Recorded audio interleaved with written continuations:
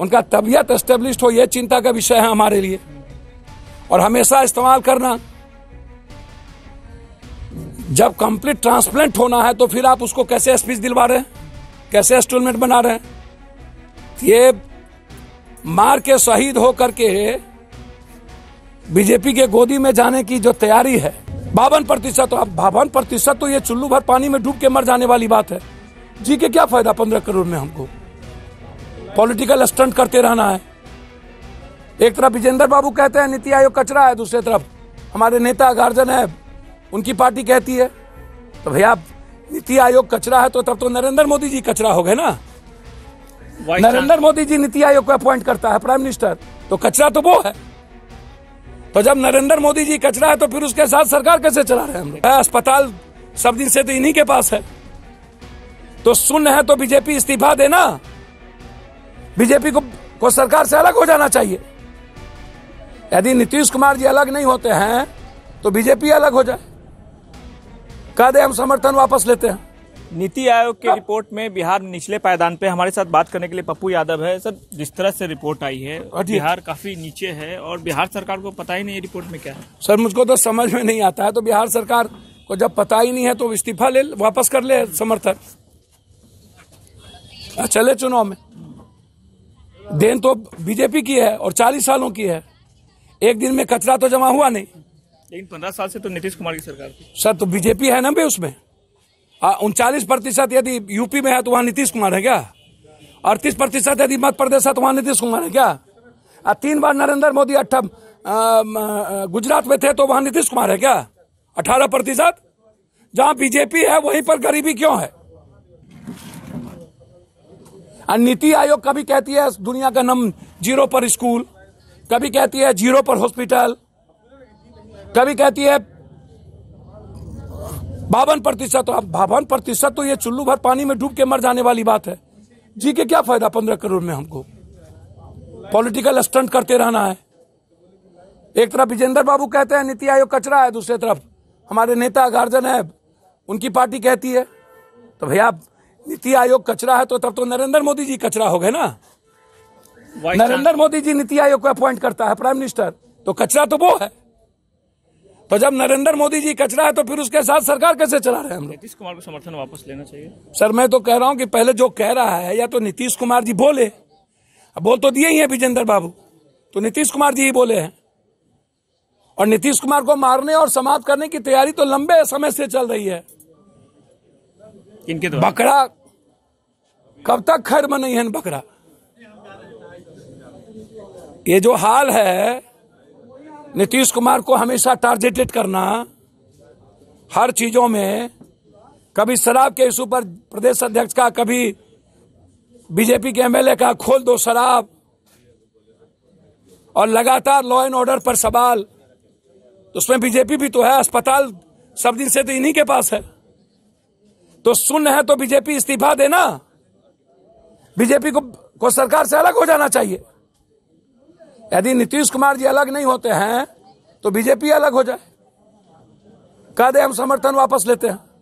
एक सवाल और है, वीजी को लेकर विवाद हो रहा है। सर, विवाद क्या है? आरएसएस और बीजेपी वहां श्रीवास्तव बैठ करके लखनऊ से तय करता है। 4 करोड़ 8 करोड़ 10 करोड़ रुपया लेता है। बिहार में टैलेंटेड कोई नहीं है क्या? पूरी दुनिया को, देश को, दुनिया को हम देखते हैं और हमको कोई मध्य प्रदेश और यूपी वाला देखेगा? हमसे ज्यादा टैलेंटेड हो गया क्या? हमारे पास ज्यादा पैसा देने की औकात नहीं है। हम 4 करोड़ 5 करोड़ 10 करोड़ नहीं देंगे क्योंकि 52% गरीबी में है। तो हमको ज्यादा औकात नहीं है, इसलिए ज्यादा पैसा हमारे पास नहीं है, इसलिए हमको हमारी बहाली नहीं होती है।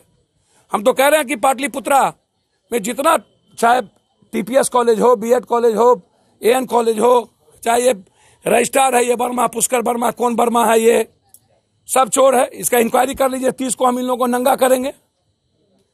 क्यों मिथिला और मगध को अभी तक आप गिरफ्तार नहीं किए हैं? इंक्वायरी नहीं हो रहा है। इसमें गवर्नर क्या करेंगे? गवर्नर तो चपरासी होता है भाई, केंद्र का एस्टूलमेंट है। बाद में जो हम खा लेंगे वो मिलेगा पप्पू यादव को। मलाई खाने के बाद कुछ बचता है? मलाई तो आरएसएस और बीजेपी लिया और बिहार को कचरा कहता है, कहता बिहार एजुकेशन गायब है। तो जो गवर्नर अपॉइंटमेंट होता है ऊपर से ही। आज तक स्थिति जो आया, यहां दुधारू गाय समझ लिया बिहार को, और बिहार की यूनिवर्सिटी को लूटना है। तो हमारी छात्र इकाई ने तय किया, या तो आप पारदर्शिता लाइए जिसमें गवर्नमेंट भी इन्वॉल्व हो। नीतीश कुमार तो थक गए, कंप्लेन करते करते थक गए। अब नीतीश कुमार जी कंप्लेन गवर्नर का करेंगे तो कैसे काम चलेगा।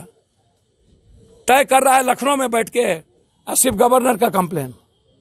तो औकात है तो गवर्नर को हटा देना, पता चल जाएगा। आप लोग क्या कार्यक्रम कर रहे हैं? लड़ाई होगी, आर पार की लड़ाई। मेरी छात्र इकाई यूनिवर्सिटी के लोग आए, वो लोग बोलेंगे आपको।